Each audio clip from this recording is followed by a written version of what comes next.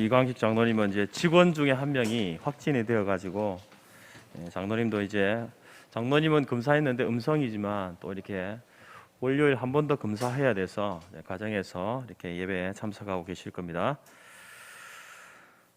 오늘은 이제 메시아의 강림을 기다리는 대강절 넷째 주일입니다.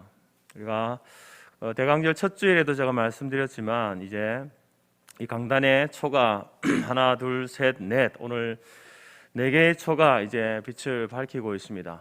이 초를 밝힘은 다른 의미가 아니라 바로 빛으로 오신 예수 그리스도 그분의 삶과 사역을 기억하기 위함입니다.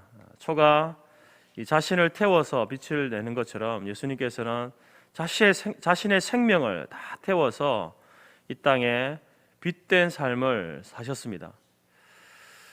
그럴 뿐만 아니라 또 우리가 이 주님께서 자신이 빛이다라고 말씀하셨지만 또 우리를 향해서도 너희는 세상의 빛이다 이렇게 말씀하셨죠.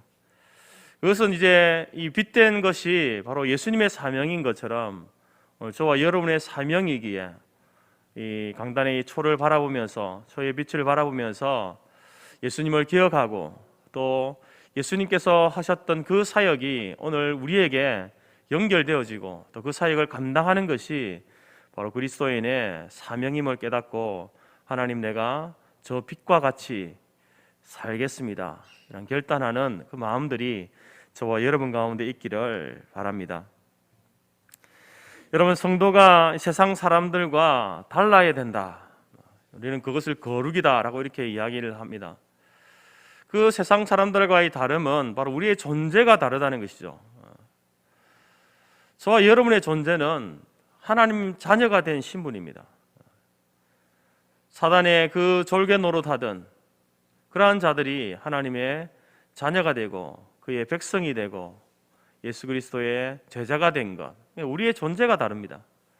존재가 다르니까 삶에 추구하는 가치가 다른 것이죠. 삶의 방향이 다릅니다. 세상 사람들과 같지 않습니다.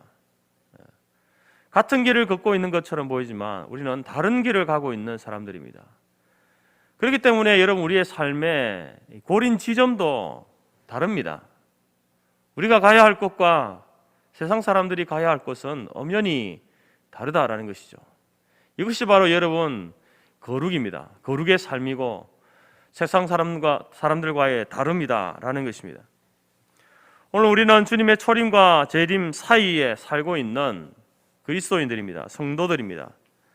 우리 모두가 한 사람도 빠짐없이 그 성탄의 기쁨을 온전히 누릴 수 있기를 바랍니다. 여러분, 그 기쁨은 우리 모두가 이제 사형 선고를 받은 겁니다. 여러분, 저와 여러분들이 다 사형 선고 받았습니다. 근데 예수님이 오심으로 말미암아 그 사형이라는 그 자리에서 우리가 이제 다시 살게 되는 그러한 은혜를 받은 것, 그것이 바로 예수님의 오심입니다. 그렇기 때문에 예수님의 오심은 단순한 사건이 아니라는 거죠.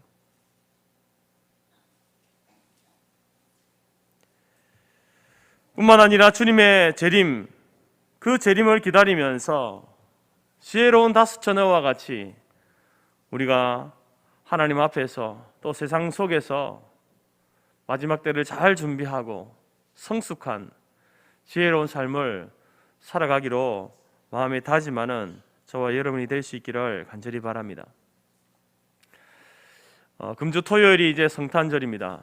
그래서 오늘과 또 토요일 성탄 새벽 예배와 또 토요일 11시 성탄절 예배 이 세 차례에 걸쳐서 마태복음, 마태가 기록하고 있는 이 성탄의 사건들을 살펴보므로 그 가운데에서 우리가 다시 한번 복음을 만나는 귀한 은혜가 있기를 간절히 바랍니다. 그 첫 번째로 오늘은 이제 마태복음 1장 1절로 17절까지 말씀, 이 마태가 기록하고 있는 예수님의 이 족보의 내용 속에서 우리가 복음을 만날 수 있기를 바랍니다. 먼저 여러분, 우리가 살펴볼 것은 이 마태라고 하는 사람이 누구인가라는 것입니다. 마태는 예수님의 12 제자 중에 한 사람입니다. 마태는 이제 예수님을 만나기 전에는요, 그 이름이 레위였습니다. 그리고 그의 직업은 세금을 거두는 세관원이었습니다. 당시 사람들에게 있어서 이 세관원, 세리라고 하는 이 직업을 가진 사람은요, 매국노였습니다. 책정되어진 금액보다 훨씬 더 많은 그 돈을 거두어서 이제 로마에다가 갖다 바치는 그러한 일을 했기 때문에 사람들로부터 매국노라는 그런 멸시와 미움을 받았던 사람입니다. 그리고 그 당시에 죄인 하면은 그 죄인의 대명사가 여러 부류의 사람이 있는데 그 중에 한 사람이 바로 세리였습니다. 세리는 이코로 죄인이다, 이렇게 인식되었던 사람입니다. 마태복음 9장에 보게 되면 이 마태가 자신이 예수님을 만나서 제자가 되는 그러한 사건을 기록하고 있는데, 어느 날 마태가 이제 세관에 앉아서 세금을 거두고 있었습니다. 그런데 그 길을 가시던 예수님께서 이제 이 마태를 보고 그를 부르시며 나를 따르라, 이렇게 초청을 하십니다. 그때 이 마태는 주저함 없이 바로 일어나 주님을 쫓았다라고 이렇게 말씀하고, 그 이후에 또 예수님과 예수님의 제자들을 자신의 집으로 초청해서 식사를 대접하는 그러한 모습도 보여지게 됩니다. 그 이후에 마태는 이제 예수님의 제자로서의 그 삶을 살아가기 시작합니다. 그리고 이름도 레위에서 마태로 바꾼 것이죠. 마태라고 하는 이름의 뜻은요, 하나님의 선물이다라는 그런 이름입니다. 하나님의 선물이다. 예수님을 만나고 나서의 자신의 그 삶은 하나님의 선물이다, 그런 의미 아니겠습니까? 참 좋은 이름입니다. 그런데 만일 마태가 하나님을 만나지 못했거나 예수님을 만나지 못했다고 한다면, 예수님이 부르실 때에 그 부르심에 대해서 그가 즉각적으로 따르지 않고 그것을 거부했다면 과연 마태는 어떤 삶을 살았을까요? 우리는 그 마태의 그 직업을 통해서 그의 삶이 어땠을지 짐작할 수 있습니다. 세리라는 직업을 가지고 있었기 때문에 그는 넉넉한 수입에 또 좋은 음식을 먹으면서 좋은 집에서 풍족하게 부자로 살았을 것입니다. 하지만 그의 마음은 늘 피폐해 있어서 같은 동족들로부터 따가운 시선과, 그리고 또 자신 스스로도 사람들이 나를 매국노라고 하니까 나는 매국노다, 그러한 죄책감으로 편하지 않은, 편치 못한 삶을 살았을 것입니다. 그러나 마태는 결단을 내렸습니다. 그렇게 수입 좋은 그 세리의 직업보다도 바로 진리 대신 예수님을 선택하고 예수님의 제자가 되겠다라고 하는 그 선택을 한 것이죠.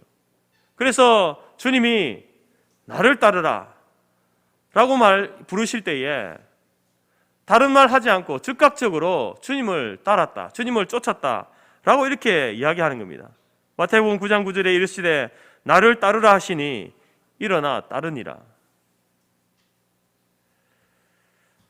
여러분, 이 마태가 나중에 이제 우리 개혁성경, 신약성경의 첫 번째 책인 마태복음, 이 복음서를 기록한 사람이 될 것이다라고 누가 생각했겠습니까? 그 죄인인 세리가, 그 레위가 예수님의 제자가 되는 것도 영광인데, 그리고 또 예수님의 그 나심과 그 사역을 글로서 기록한 그러한 성경의 저자가 될 것이라고 과연 누가 생각했겠습니까? 아마도 마태 자신도 생각하지 못한 일들이었을 겁니다. 사랑하는 성도 여러분, 이러한 일들은 바로 마태가 예수님이 부르실 그때에 예수님을 따르기로 결정한, 선택한 그 일로부터 되어진 일입니다. 오늘 우리들의 삶 가운데도, 우리의 삶의 모든 일상생활 속에서도 우리는 크고 작은 선택을 하면서 살아가고 있습니다. 우리 인생의 두 가지만 제외하고는 대부분의 모든 것들을 우리는 선택합니다. 그 두 가지가 뭐겠습니까? 첫 번째는 이 땅에 태어나는 거, 내가 선택한 건 아니거든요. 그리고 또 하나는 내가 이 땅을 떠나는 죽음도 내가 선택할 수 있는 문제는 아닙니다. 이 태어나는 것과 죽는 것, 그것을 제외하고는요, 대부분의 모든 것들은 우리가 이 땅을 살아가면서 내가 결정하고 선택하는 것들입니다. 그럼 그러한 선택과 결정 중에 이 땅에서 가장 중요한 선택이 뭐라고 여러분 생각하십니까? 다른 무엇보다도 배우자를 선택하는 문제입니다. 남편을 선택하고 아내를 선택하는 거, 여러분, 이것이 이 땅에서 우리가 선택하는 것 중에 정말 중요한, 그래서 잘 선택해야 되는 거죠. 아무나 선택하면 안 되는 겁니다. 그런데 여러분, 이것보다 더 중요한 선택이 있습니다. 그 선택은 이 땅에서뿐만 아니라 저 하늘나라까지 이어지는 것이기 때문에 정말 중요한 것입니다. 눈치가 빠른 분들은 무엇인지 알겠죠? 그것은 바로 우리의 영생과 관련되어진 문제입니다.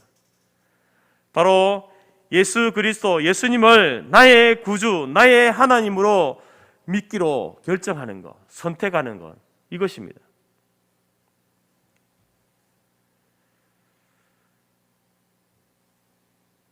이 선택 여부에 따라서 우리는 하나님의 자녀냐 아니면 마귀의 자녀냐, 빛의 자녀인가 어둠의 자녀인가, 천국 백성이냐 멸망받을 지옥의 백성이냐가 결정되어지게 되는 겁니다.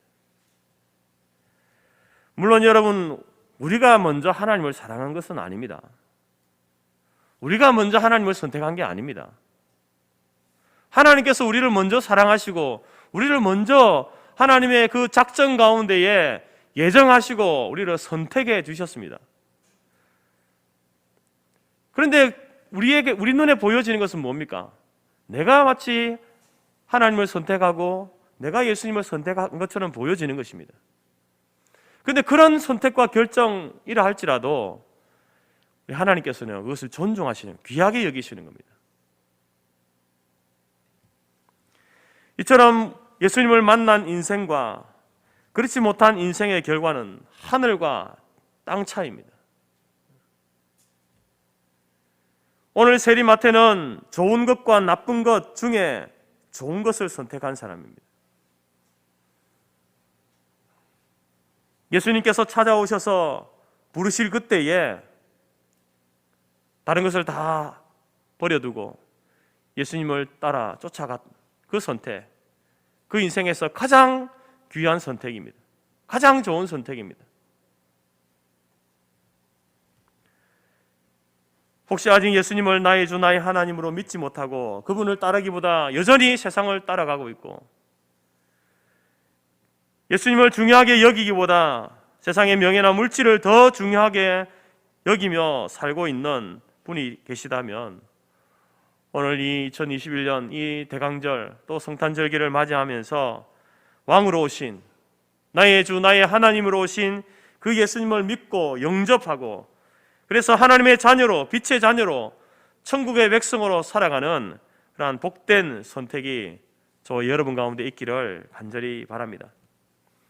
우리가 짧은 인생이지만 이 세상을 살아가면서 썩어 없어질 것을 추구하면서 거기에 소망을 두고 사는 삶이 아니라 영원한 삶, 영원한 가치, 그것을 위해서 살아가는 복된 인생들이 우리 모든 성도들의 인생들이 되기를 간절히 바랍니다. 두 번째로 마태복음의 이제 서론을 보게 되면 예수님의 족보 이야기로 이렇게 시작되어집니다.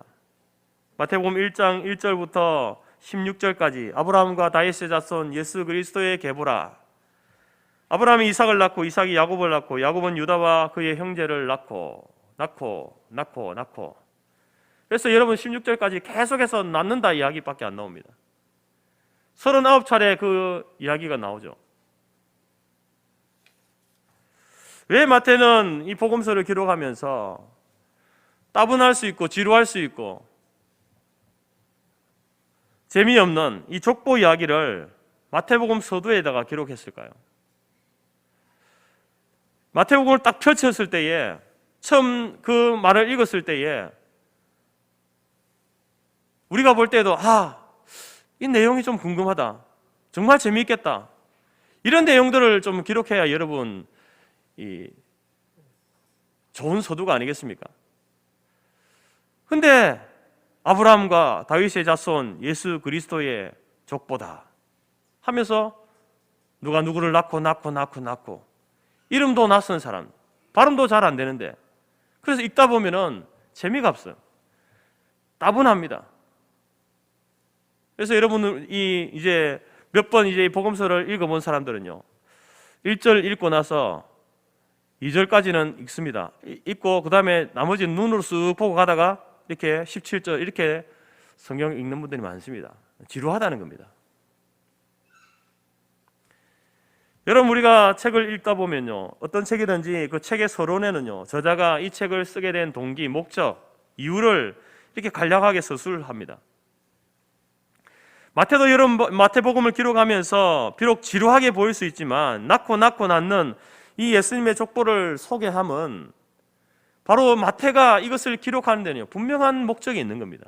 이유가 있는 겁니다. 단순히 이것을 지루하라고, 따분하라고 그렇게 기록한 것이 아니다라는 것입니다. 사실상 여러분, 유대인들이 이 복음서를 접했을 때는요, 1절 말씀이 굉장히 그들에게는 충격적인 거예요. 아브라함과 다윗, 유대인들에게 어떤 사람입니까? 그들의 믿음의 조상이고 그들이 가장 존경하는 왕 다윗입니다. 그런데 그 자손이 누구냐? 예수 그리스도다, 메시아 되신 예수다, 이렇게 이야기하고 있는 겁니다.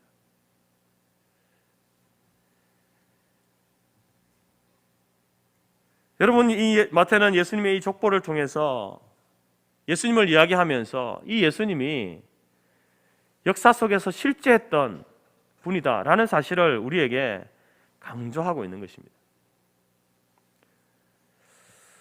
여러분, 우리가 잘 아는 것처럼 이 초대교회 때는요, 이 예수님에 대한 이단들이 참 많았습니다. 신학적으로는 기독론적인 이단이다 이렇게 이야기하는데요, 예수님을 하나님으로 믿지 않는 사람들, 예수님이 참 인간으로 오셨다는 것을 믿지 않는 사람들, 예수님의 십자가 죽으심을 믿지 않는 사람들, 예수님의 성육신을 믿지 않는 사람들, 예수님의 부활을 믿지 않는 사람들, 예수님의 승천을 믿지 않는 사람들, 이런 사람들이 참 많았습니다. 그래서 그 사람들이 이제 이 성경을 다른 사람들에게 이야기할 때에 어떻게 하면은 이 참 믿기 힘든 이 이야기들을 사람들로 하여금 이렇게 이해하게 할까? 그래서 자꾸 이제 이 성경 이야기를 사람들의 이 머리로 이해할 수 있게끔 자꾸 설명하려고 그렇게 애쓴 겁니다. 그렇게 해서 이단이 나온 거예요, 사실은. 근데 마태는 이 예수님의 그 성탄의 사건과 예수님의 그 삶과 사역을 기록하면서 단순히 사람들에게 그것을 쉽게 이해하도록 하기 위해서 기록한 게 아닙니다. 마태는요, 그 역사적인 그 사건이 실제 일어났다, 일어날 수 없는 일이 일어났다라는 것을 이야기하고 싶은 겁니다. 그래서 이 예수님이라는 분이 어떤 신화적인, 사람들이 만들어낸 신화적인 존재이거나 혹은 가공의 존재, 허구의 인물이 아니라 역사적인 인물이다. 바로 이스라엘 그 유대 땅 베들레헴의 진짜 말 구유에서 나신 분이다, 이것을 이야기하고 싶은 겁니다. 그래서 이 성탄의 사건은 바로 역사적인 사건이다, 실제 일어났던 일이다라는 것을 이야기하기 위해서 먼저 족보를 들고 나온 겁니다. 수천 년 동안 예언되어져 나온 메시아의 강림에 대한 그 하나님의 약속이 때가 참에 아브라함과 다윗의 혈통을 따라 베들레헴 마구간에 아기 예수님으로 탄생하신 것이다, 이것을 강조하기 위해서 족보 이야기를 하고 있는 겁니다. 여러분, 역사성을 이야기할 때에 족보보다 더 중요한 증거가 어디 있겠습니까? 우리가 뭐 이렇게 우리나라의 역사를 이야기할 때도 이런 그 역사 이야기의 근거를 어디에서 찾습니까? 족보에서 찾죠. 왕조들의 그 실록에서 찾습니다. 마찬가지로 예수님의 그 역사성을 이야기할 때도 바로 예수님이 정말 이 땅에 계신 분인가? 태어나신 분인가? 사셨던 분인가? 그것을 알려면 그분의 족보를 봐야 되는 거죠. 그래서 여러분 마태는 족보 이야기로 시작하는 겁니다. 이 땅에 많은 이제 웬만한 가문들은요 다 가문에 뿌린 그 자랑하는 족보를 다 가지고 있지 않습니까? 마찬가지로 예수님도 마태복음 1장에서 그 예수님의 족보를 우리에게 소개하면서 바로 예수님께서 이 땅에 실제로 사셨던, 역사하셨던 그한 부림을 우리에게 강조하고 있는 겁니다. 물론 여러분, 예수님께서는 역사 위에 계신 분입니다. 시간을 초월하여 계신 분이 우리 예수님 아니십니까? 성자 예수님, 성자 하나님이십니다. 그런데 역사 위에 계신, 역사를 초월해 계신 그 예수님께서 바로 역사 속으로 들어오신 겁니다. 우리가 이 땅에 태어난 것처럼 예수님도 육신의 몸을 입고 이 땅에 태어나신 거예요. 하나님이신 분이 바로 사람으로 이 땅에 오셨다라는 겁니다. 그것을 증명하는 것이 바로 이 족보라는 것입니다. 아브라함과 다윗의 혈통으로 메시아 되신 예수님께서 오셨다. 마태는 이것을 강조하고 싶은 겁니다. 따라서 우리가 이 복음서를 읽으면서, 마태복음을 읽으면서 예수님의 족보 이야기를 읽을 때에 우리는 이 족보를 대할 때마다 역사 위에 계셨던 그 예수님, 시간을 초월해 계셨던 그 예수님이 역사 속으로 오셨고, 그리고 그분이 아브라함과 다윗의 혈통으로 오신 메시아이심을 믿어야 하는 겁니다. 그것을 믿으라고 이것을 기록해 준 거예요. 단순히 읽으면서 지루하고 따분하라고 족보를 준 것이 아니라 바로 역사 위에 계셨던 그 예수님, 그분이 육신을 입고 역사 속으로 오셔서 실제 유대 땅 베들레헴에서 태어나셨고 나사렛에서 자라시고 이스라엘 전역을 다니면서 하나님 나라의 복음을 증거하신 분이다. 이것을 여러분 믿으라고 이 족보를 우리에게 남겨준 겁니다.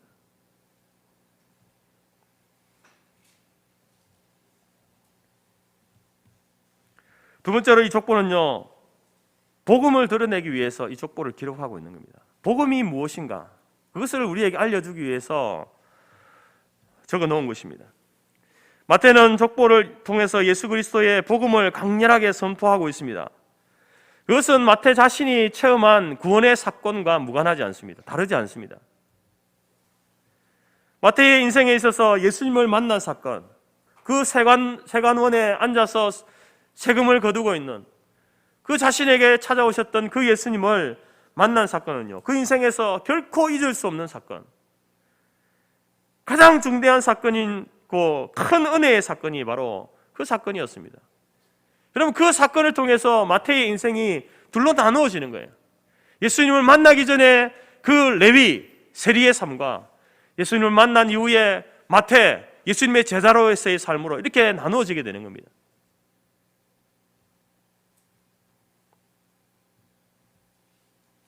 자신의 동족들에게 사람 취급받지 못했던 세리인 마태를 찾아가 주시고 구원해 주시고 제자로 삼으셔서 주님의 생애와 사역을 전하는 삶을 살게 해주신 그 감격을 그는 잊을 수가 없습니다. 그 성령의 감동이 바로 여러분 마태로 하여금 복음서를 기록하게 한 것입니다.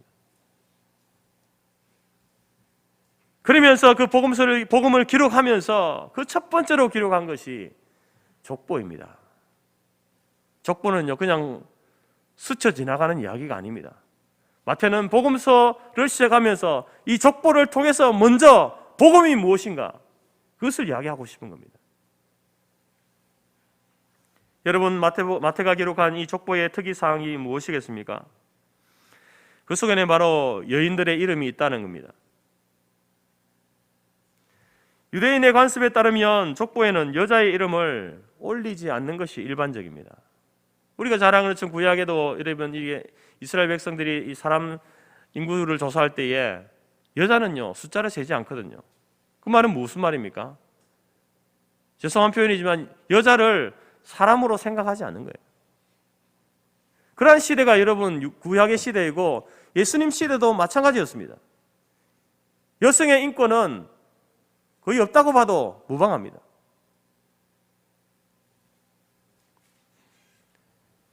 근데 마태는 이 예수님의 족보를 기록하면서 그 당시에 유대인들의 그 관습을 따르지 않고 5 여성의 이름을 그 족보에다가 이름을 넣어서 이야기하고 있는 겁니다.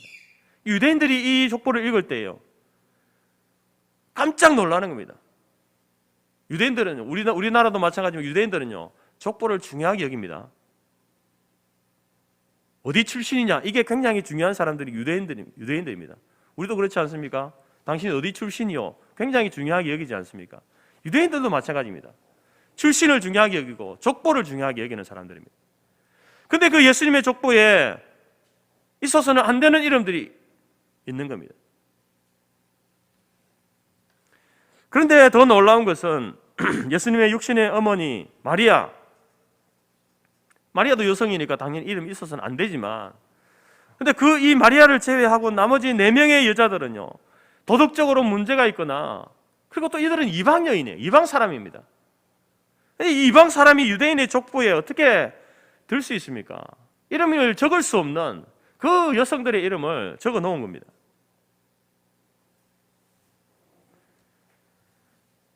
삼 절에 나오는 다말, 여러분, 다말은 어떤 여자입니까? 유다는 다말에게서 베레스와 세라를 낳았다, 이렇게 기록합니다. 유다는 다말의 남편이 아니죠. 유다는 다말의 시아버지입니다. 다말은 유다의 며느리입니다. 그런데 시아버지와 며느리가 관계하여서 쌍둥이 베레스와 세라를 낳았다, 이것을 그 족보에다 기록한 겁니다. 얼마나 수치스러운 일입니까? 나쁘끄러운 일입니까? 왜 마태는 이것을 예수님의 족보에다가 이름을 기록하고 있는 겁니까? 두 번째로 5절에 나오는 라합은 어떤 여자입니까? 살몬은 라합에게서 보아스를 낳고, 라합은요, 유대인이 아닌 가나안 땅 여리고성에 사는 이방 여자입니다. 그의 직업은 무엇입니까? 우리 성경에는 기생 라합 이렇게 표현되어 있잖아요. 술 팔고 몸 팔던 여자입니다. 영어 성경에서는요, 노골적으로 창녀라고 이렇게 표현하고 있습니다. 근데 여러분, 예수님의 조상 가운데에 누가 있다는 겁니까? 지금 창녀가 있다는 거예요. 기생이 있다는 겁니다. 지금 요즘 표현으로 이 마태가 예수님을 디스하는 것 아니면 이게 뭡니까? 5절에 보면 룻이 나옵니다. 보아스는 룻에게서 오벳을 낳고, 오벳은 이새를 낳고, 이새는 다윗 왕을 낳았다. 룻도 모압 출신의 이방 여자입니다. 모압 땅에 이미 놓은 유대인 남편과 결혼해서 이제 남편과 시어머니 나오미를 통해서 이제 이 룻도 하나님을 알게 됩니다. 믿게 되어지죠. 그런데 젊은 나이에 남편이 죽습니다. 청산과부가 됩니다. 시어머니 나오미가 다시 고향 베들레헴으로 돌아갈 때에 며느리에게 이야기하죠. 너 다른 사람과 재혼해서 그냥 살아라. 나 따라오지 말고. 그때 여러분, 룻은 유명한 신앙 고백을 하게 됩니다. 룻기 1장 16절 17절 말씀인데, 룻이 이르되 내게 돌아가라 강권하지 마옵소서. 어머니께서 가시는 곳에 나도 가고 어머니께서 머무시는 곳에서 나도 머물겠나이다. 어머니의 백성이 나의 백성이 되고 어머니의 하나님이 나의 하나님이 되시리니 어머니께서 죽으시는 곳에서 나도 죽어 거기 묻힐 것이라. 내가 죽는 일 외에 어머니를 떠나면 여호와께서 내게 벌을 내리시고 더 내리시기를 원하나이다. 룻이 아주 위대한 신앙 고백을 하고 있는데, 여러분, 이 신앙 고백을 통해서 하나님께서 복을 주셔서 바로 베들레헴의 유지였던 보아스와 이제 재혼하게 되어지고, 그로 인하여서 이제 이 룻이 다윗 왕의 증조모가 되는 그러한 복을 얻게 됩니다.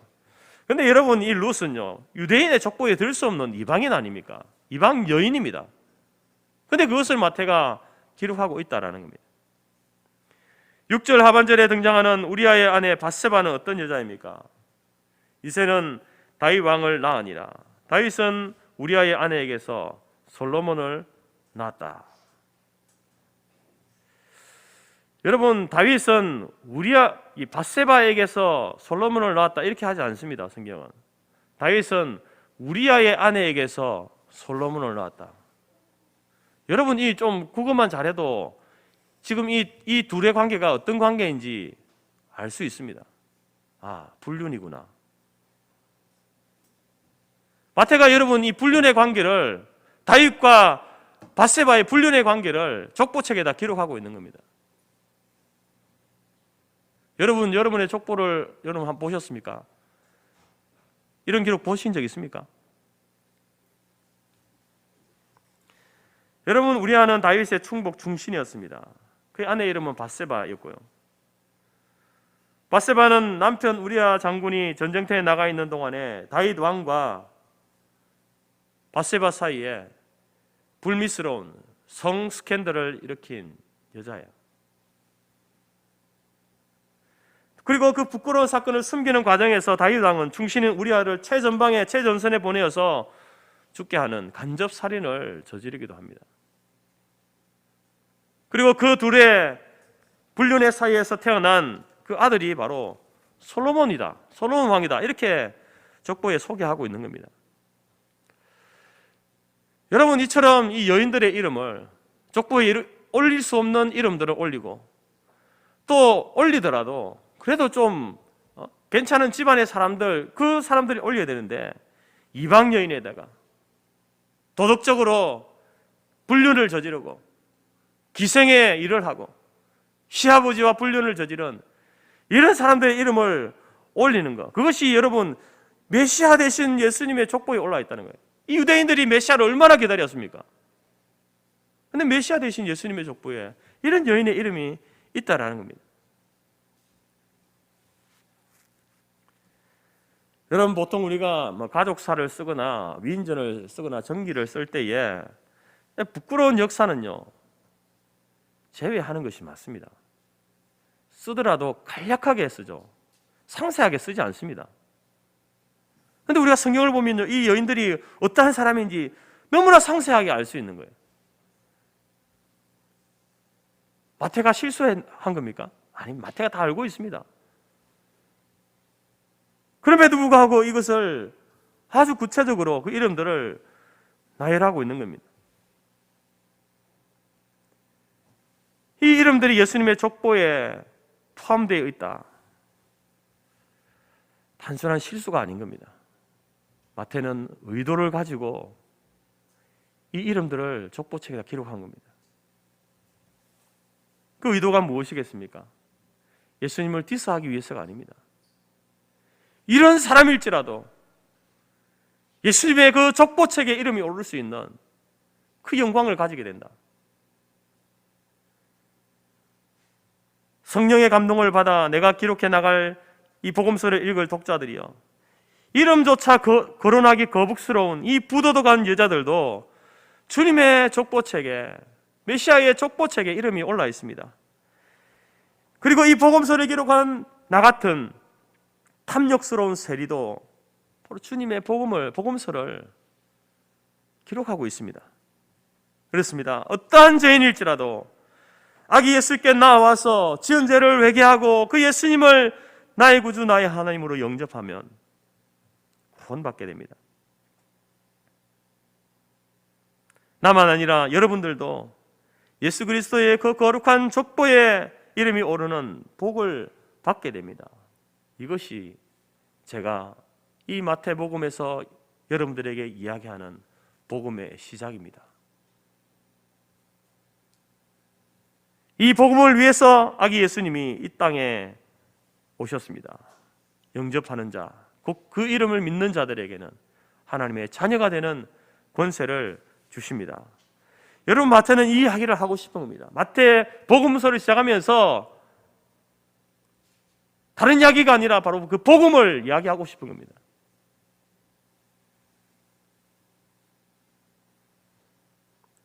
그 목적을 가지고 이제 성탄의 사건을 이야기하기 전에 아브라함과 다윗의 자손 예수 그리스도의 계보라 족보를 소개하면서 미리 이미 그 속에 여러분 마치 보물을 숨겨둔 것처럼 복음을 숨겨놓고 우리에게 이야기하고 있는 겁니다. 예수님은 역사적으로 실제하셨던 분이다. 역사 위에 계신 분이었지만 역사 속으로 들어오신 분이다. 그 예수님의 그 족보에는 어떤 죄인일지라도 자기 죄를 회개하고 예수를 구주로 영접하면 차별 없이 구원을 베풀어 주시는 분이심을 족보를 통해서 우리에게 말씀해 주고 있다라는 것입니다. 사랑하는 성도 여러분, 성탄절의 아기 예수님은 의인을 구원하러 오신 분이 아닙니다. 죄인을 구원하러 이 땅에 오신 분입니다. 세리 마태와 같은, 다말과 라합과 룻과 바세바 같은 죄인들을 구원하러 오신 분이 바로 우리 예수님이십니다. 만일 이들이 복음을 만나지 못했다면 여러분, 이들 어떤 인생을 살았겠습니까? 다말은 자기가 지은 그 시아버지와 행한 그 수치스러운 죄와 그 죄책감으로 평생을 괴로운 나날로 살았을 겁니다. 람 역시도 그가 하나님을 알지 못했다고 한다면 여러분, 그 직업이 주는 그 죄책감, 그 수치스러움을 벗어나지 못하고 그 올무에 매여서 평생을 괴로운 가운데 살았을 겁니다. 룻도 마찬가지입니다. 이방 여인, 모압 여인으로서 청산과부가 된 자신의 신세를 한탄하면서 그렇게 살지 않았겠습니까? 바세바는 어떻습니까? 그렇게 좋은 남편을 배신하고 유부남 다윗과 간통하여서 불륜의 아이를 갖게 되는, 그 아이를 볼 때마다 자기의 그 수치스러움이 생각나는 그런 괴로운 인생을 살지 않았겠습니까? 이런 몹쓸 죄인들이 모두 하나님을 만나고 예수님을 만나고 용서받고 새로운 사람으로 거듭나서 메시아 되신 예수님의 족보책에 이름이 기록되어진 겁니다. 하나님의 놀라우신 은혜가 이들에게 임했다는 사실을 이야기하고 있는 겁니다. 그래서 그들은 더 이상 죄책감, 수치심으로 살아가는 것이 아니라 그 모든 죄에서 자유함을 얻었고 구원받은 당당한 하나님의 자녀의 신분으로 살았다. 그것을 우리에게 이야기하고 있는 겁니다. 오늘 살아가는 저와 여러분들은 어떤 인생입니까? 정도의 차이는 있겠지만 우리 역시도 과거의 나의 모습에서 마태와 같은, 다말과 같은, 라합과 룻과 바세바와 같은 그러한 모습들이, 부도덕하고 비윤리적인 그러한 모습들이 우리 속에 있지 않습니까? 그러한 인생이 우리의 삶을 살아가게 되면요, 죄책감과 수치심으로 사람들의 따가운 시선과 비난 속에 살 수밖에 없는 인생들이 저와 여러분들입니다. 그런데 어떻게 우리가 이렇게 떳떳하게 살고 있습니까? 하나님 앞에 이렇게 떳떳하게 살고 있습니까? 하나님의 자녀라고 그리스도인이라고 당당하게 우리가 말하면서 살고 있습니까?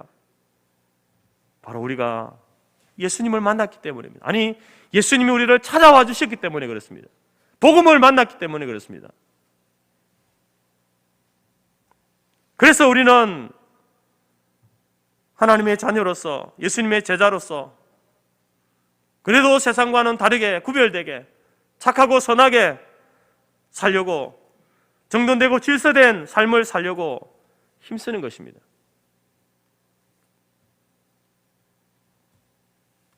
사랑하는 성도 여러분, 예수 믿기 이전에 다말 같은, 라합과 룻과 바세바 같은, 세리마테 같은 인생을 살았던 나에게 주님이 찾아오셨습니다. 역사 위에 계셨던 예수님이 역사 속으로 들어오셨습니다. 그리고 우리를 만나 주셨고 그 이름의 능력으로 우리를 구원해 주시고 새 삶을 살게 해 주셨습니다. 이것이 복음입니다. 여러분, 우리가 이 마태복음의 이 족보를 읽을 때마다 이 복음을 만날 수 있기를 바랍니다. 마태만 변화되어진 새로운 삶을 사는 것이 아니라 나도 이전에 세리 마태와 같은 탐욕스러운 사람으로서, 나도 그 부도덕하고 불륜을 저지르는 그러한 여인들과 같은 그 삶을 살았던 나인데 우리 주님께서 찾아오셔서 나의 이름을 불러주시고 나를 하나님의 자녀로, 그리스도인이라는 성도라고 하는 그 이름을 우리에게 주셔서 수치심과 죄책감으로 살지 않고 하나님께서 우리를 불러주신 그 자부심으로, 감사함으로, 기쁨으로 살게 해주신 그 놀라운 은혜를 이 족보를 통해서 다시 한번 발견할 수 있기를 간절히 바랍니다. 오늘 우리의 모든 죄가 용서함 받고 하나님의 자녀가 되고 예수님의 족보, 아니 이제 하늘나라 생명책에 우리의 이름이 오르는 놀라운 복을 우리 모두가 받은 줄 믿습니다. 오늘 우리는 예수님의 족보를 읽을 때마다 그동안 낯설고 따분하게 여겼던 그 무지함을 벗어버리고 그 속에 담겨진 깊은 그 복음을 우리 모두가 만날 수 있기를 간절히 바랍니다. 또 세리 같고 다말과 라합과 룻과 바세바 같은 나도 예수님이 이 땅에 오심으로 말미암아 그 예수님으로 말미암아 그 이름의 능력으로 말미암아 나의 이름이 감히 하나님의 그 생명책에 이름이 기록될 수 없는 내가 나의 이름이 그 하늘나라 생명책에 이름이 기록되어진 줄 믿고 감사하는 저와 여러분이 될 수 있기를 바랍니다. 앞서 말씀드린 것처럼 여러분 우리는 사형 선고받은 사람들입니다. 예수님께서 우리를 구원해 주셨다는 것은요 단순히 내가 구원받았다 천국 간다 그런 가벼운 의미가 아닙니다. 물론 그것도 가벼운 것은 아니지만 여러분 우리가 그것을 받아들일 때 나는 사형 선고받은 거예요. 사형 선고. 여러분 사형입니다. 근데 그 예수님께서 이 땅에 오심으로 말미암아 우리에게 면죄부를 주신 거예요. 내가 죽어야 되는데 예수님께서 대신 죽어주신 겁니다. 우리를 살려주신 겁니다. 살려주셨을 뿐만 아니라 그 삶의 가치를 여러분 비교할 수 없을 만큼 높여놓으신 사건이 성탄의 사건이고 예수님의 십자가의 사건인 것입니다. 여러분 오늘 우리는 이 복음의 빚진 자로서 겸손함을 가지고 우리 남은 생애를 이제는 그 예수님을 인하여서 감사하고 기뻐하고 이제는 그 예수님으로 말미암아 우리에게 베푸신 하나님의 그 놀라운 사랑을 평생 남은 생애 동안에 하나님 내가 갚을 수 없는 은혜이지만 그 은혜를 갚으면서 살아가겠습니다. 하나님께 영광을 돌리는 삶을 살겠습니다. 그 길을 내가 선택하고 그 길을 걸어가겠습니다. 결단하고 다짐하는 저와 여러분이 될 수 있기를 간절히 바랍니다. 마태가 주님 부르실 때에 나를 따르라 할 때에 주저함 없이 주님을 따라갔던 것처럼 우리도 이제는 더 이상 세상 이리저리 둘러보지 않고 그것에 우리의 눈길, 우리의 마음, 우리의 발걸음 빼앗기지 않고 주님 나를 구원해 주셨으니 나의 이름을 하늘나라 생명책에 기록해 주셨으니 이제는 내가 주만 위해 살겠습니다. 하나님 나라 복음을 위해서만 살겠습니다. 내 남은 모든 인생을 주 앞에 드리며 주의 영광을 드리며 살겠습니다. 다짐하고 결단하고 그래서 그 길을 함께 걸어가는 우리 성토교회와 모든 성도들의 삶이 되어지기를 주님의 이름으로 축복합니다. 기도하겠습니다. 하나님 감사합니다. 세리마태와 같이 탐욕스러운 우리들을 기생 라합과 다말과 룻과 바세바와 같은 부도덕하고 하나님 생명책에 이름이 기록될 수 없는 우리들을 예수님께서 이 역사 속으로 오심으로 말미암아 그리고 십자가의 죽으심으로 말미암아 우리에게 삶의 의미와 목적을 깨닫게 하시고 또 우리의 이름을 그 생명책에 기록되어지는 놀라운 은혜를 베풀어 주심을 감사합니다. 마태가 기록한 이 족보를 읽을 때마다 예수님께서 나를 위하여 우리를 위하여 땅에 오심을 보게 하시고 그 예수님의 오심으로 말미암아 그것이 우리에게 복음이 되어져서 이제는 죄책감과 수치심이 아니라 자부심과 그 영광스러움으로 주의 나라와 복음을 위해서 일할 수 있는 거룩한 신분, 거룩한 사명을 우리에게 허락하여 주셔서 감사와 기쁨과 감격 가운데 살아가게 하신 하나님의 놀라운 은혜를 볼 수 있도록 우리의 눈을 열어 주옵소서. 이제 남은 우리의 모든 생애를 주 앞에 헌신하여 드리고 바치며 갚을 수 없는 하나님의 놀라운 사랑과 그 은혜를 갖겠습니다. 주 앞에 나의 남은 생애를 드리며 하나님의 영광을 위해 살겠습니다. 다짐하고 결단하며 살아가는 우리 교회와 모든 성도들의 삶이 될 수 있도록 인도하여 주옵소서. 예수님의 이름으로 기도드립니다. 아멘.